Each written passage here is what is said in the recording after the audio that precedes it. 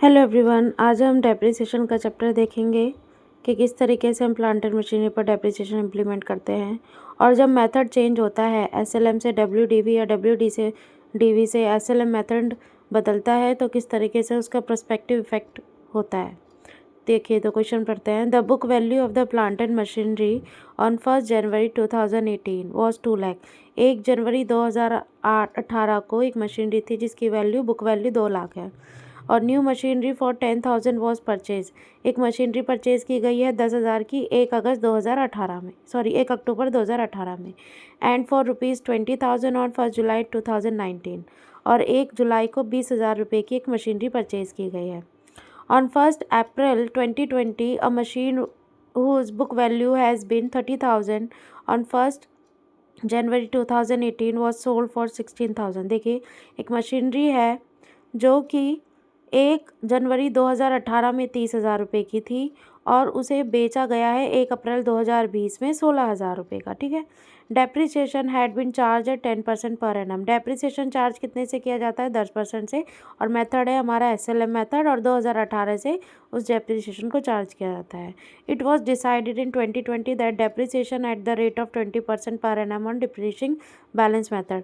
2020 में ये डिसाइड किया गया कि डेप्रिसिएशन का मेथड रहेगा आपका डब्ल्यूडीवी डिमिनिशिंग बैलेंस मेथड और उसका परसेंटेज रहेगा 20%।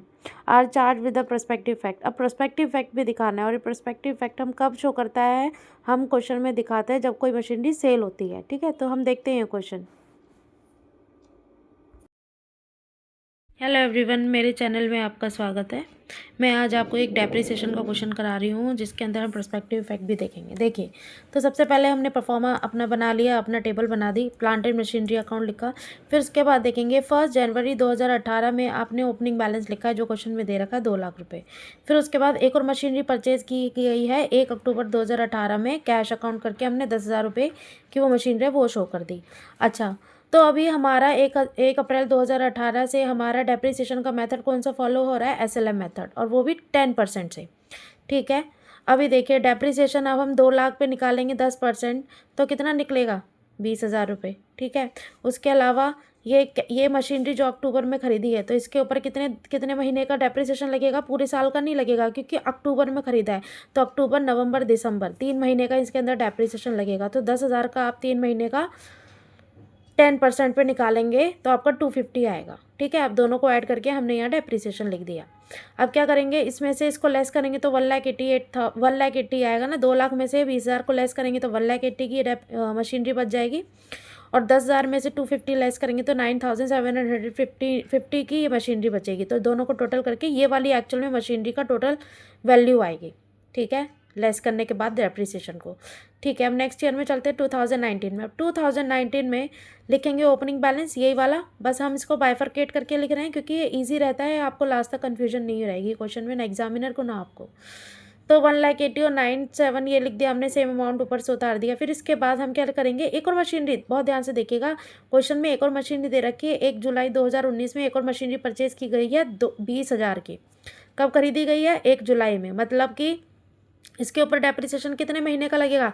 अब जुलाई में खरीदी गई है और दिसंबर की ये कैलकुलेशन है तो हमारी जुलाई से लेकर दिसंबर तक 6 महीने का इसके अंदर डेप्रिसिएशन लगेगा। तो सबसे पहले आप डेप्रिसिएशन की कैलकुलेशन समझिए। ये चल रहा है एसएलएम मेथड। एसएलएम मेथड में बुक वैल्यू पर ही हमेशा डेप्रिसिएशन कैलकुलेट होता है। रिटर्न डाउन वैल्यू जो कि डेप्रिसिएशन लेस करने के बाद जो मशीनरी की वैल्यू आती है उस पर नहीं लेस होता है, उस पर डेप्रिसिएशन नहीं लगता है। बुक वैल्यू मतलब जो पहले से ही आपकी मशीनरी की वैल्यू है स्टार्टिंग में उसी पे ही डेप्रिसिएशन लगता है। ठीक है। तो अब देखिए इसके अंदर एक्चुअल में तो मशीनरी 1,80,000 की है लेकिन 1,80,000 पर डेप्रिसिएशन नहीं लगेगा, लगेगा 2 लाख पे, इसीलिए इसको कहते हैं एसएलएम, स्ट्रेट लाइन मेथड। तो डेप्रिसिएशन 2 लाख पे 10% कितना हो गया? 20,000 हो गया। फिर इसके बाद एक और मशीनरी थी ना 10,000 की, अब इस पर पूरा साल का लगेगा। पहले 3 महीने का लगा था ना, लेकिन 2019 में क्योंकि अब स्टार्टिंग से है तो पूरे साल का लगेगा। 10% 10,000 का कितना हो जाएगा? 1,000 रुपये। ऐसे ही अब 20,000 का 10%, 20,000 का 10% पूरे साल के लिए नहीं लगेगा, अब 6 महीने के लिए लगेगा तो उस पर 1,000 रुपये आ जाएगा। तो हमारा डेप्रिसिएशन की वैल्यू कितनी आ गई? 22,000। ठीक है, अब हम देखते हैं क्लोजिंग बैलेंस निकाल लेंगे, इजी, कोई प्रॉब्लम नहीं है। 1,80,000 में से 20,000 लेस करेंगे तो 1,60,000 आएगा। 9,750 में से 1,000 लेस करेंगे तो 8,750 आएगा। और जो मशीनरी 20,000 की थी उसमें से 1,000 लेस करेंगे तो 19,000 आएगा। आपका टोटल कैरी डाउन बैलेंस कितना हो जाएगा? 1,87,750, इतना हो जाएगा। अब इसको हम क्या करेंगे, यहाँ पे ओपनिंग बनाएंगे 1 जनवरी 2020 में।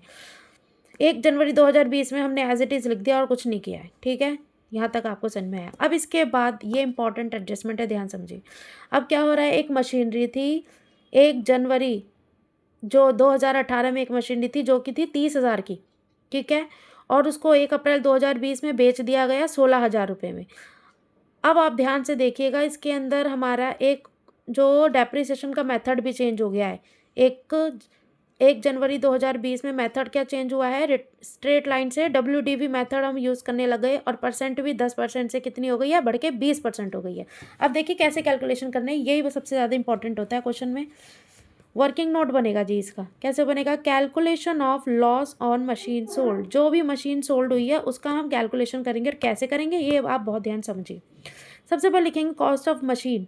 जो भी मशीन आपकी इनिशियल वैल्यू कितनी थी जो बिकी है, 30,000 रुपये थी ना 2018 में, वो लिख दिया हमने 30,000 रुपये, ठीक है। अब इसके बाद डेप्रिसिएशन लेस करेंगे। देखिए इसके अंदर 2018 से लेकर हमको एक अप्रैल 2020 तक आना है वर्किंग नोट में। अब देखिए 2018 की तो वैल्यू ये थी, अब डेप्रिसिएशन लगाओ इस पर, पूरे साल का डेप्रिसिएशन लगाएंगे 30,000 तो कितना आएगा, 3,000 रुपये। अब इसके बाद डेप्रिसिएशन लेस करने के बाद आ गया 27,000, ठीक है। अब ये ध्यान देने वाली बात है कि ये जो है ये SLM मेथड है। SLM मेथड में हम वही डेप्रिसिएशन ले लेंगे, 3,000 पहले 3,000 अभी, तो आ गया आपका 24,000 रुपये।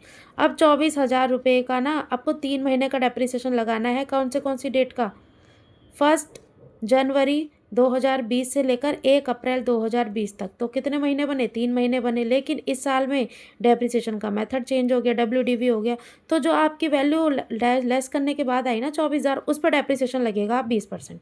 तो ये कैलकुलेशन करने के बाद कितना आ जाएगा, 1,200।